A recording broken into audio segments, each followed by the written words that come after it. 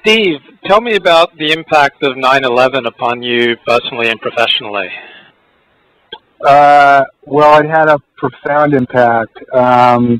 When it happened, I was in Washington. I was covering sports. I was doing a sort of like investigative sports writing job, and that job immediately became obsolete. And I was tasked to cover terrorism, and it ultimately took me to New York. I was transferred to New York, and then, of course, the war started, and then I got caught up in the war for the better part of 3 years. When did you realize you had a book, this book, Big Boy Rules?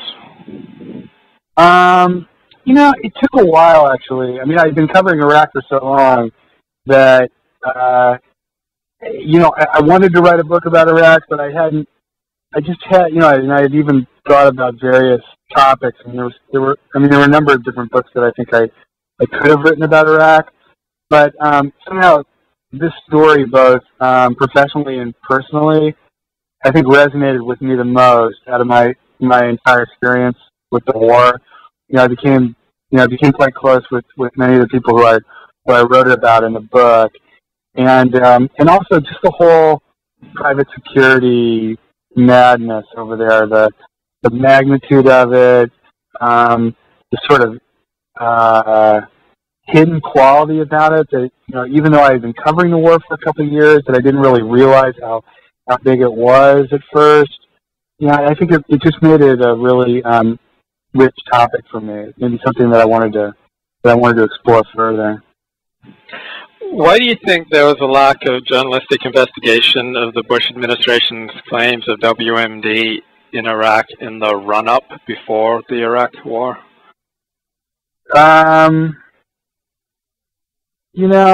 That's a complicated question that we could probably spend the whole time talking about.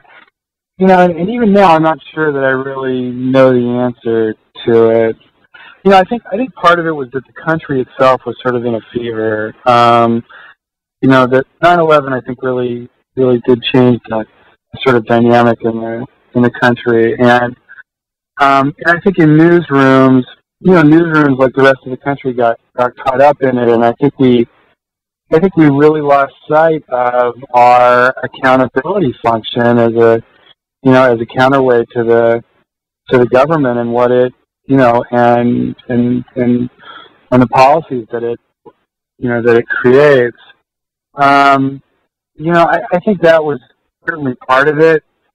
I think people want to ascribe conspiracy theories to it. I think they want to blame it on the sort of mainstream quality of the media, particularly back then.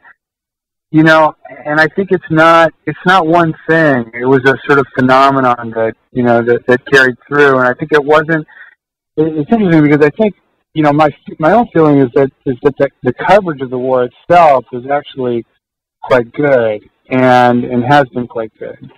And I think a lot of that was the result of, lessons that a lot of people learned about, going into the war and things that the media certainly missed. How would you describe the emotional tone of your book, Big Boy Rules? The emotional tone? Yeah. In what sense? There seemed to be very strong emotions driving the book, and it all seemed to work. The parts with your father, the parts with your brother, and it all coalesced into very strong emotions that I felt as a reader. But I wanted to hear what you thought was going on. Yeah, yeah. It's interesting because I think that's been the most. I think that's when there's been criticism of the book. I think a lot of it surrounded that issue. And it didn't really. It was something that grew out of the writing of the book, really. I wasn't planning on really including my own story in the book until I really started to write it down as a sort of proposal for what the book would look like. And then when I really started to write it, I never really was certain until I was actually writing the book, how much of myself I was going to include. And I think part of it was that, one of the subtexts of the book is the whole mercenary world was certainly about money. Money that was being made in the billions of dollars by these companies, money that was being made by the people who were doing the work, in an order of magnitude that they really, most of these people had not experienced in their lives and would not have an opportunity to experience. So a lot of it was about the money, but I always felt that there was subtext to it. What were people chasing over there? What was the country chasing in Iraq and trying to satisfy? What were these people who were going over there simply to work in the business of war?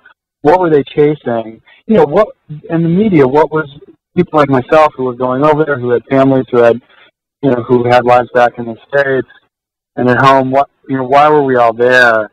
And so, as I was writing about Don Cote's story and about the story of some of these mercenaries, I began to see sort of elements in their stories that I saw on my own, and I felt like because I was already so physically intertwined with the story that I had met these guys and had gotten to know them, just days before they were kidnapped, it just seemed to make sense from a narrative perspective.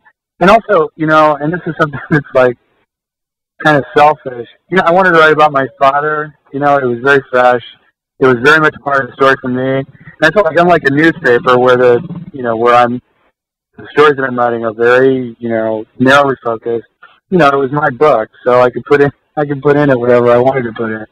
And that was the stuff that I felt, I felt like it was part of the story for me, so I included it. Yeah, I was early in the book. You said the war was based on a lie. Is that? I don't have the book right in front of me right now. Is that an accurate? Yeah. So yeah. Of course. It's predicated on at best something that proved to be wholly false, and at worst a lie, whether that was a self-deception on the part of the Bush administration or whether it was overtly a lie to drag the country into this, disastrous war. I don't think it's really ever been proven. But yeah, I think the whole foundation of the war was based on a lie.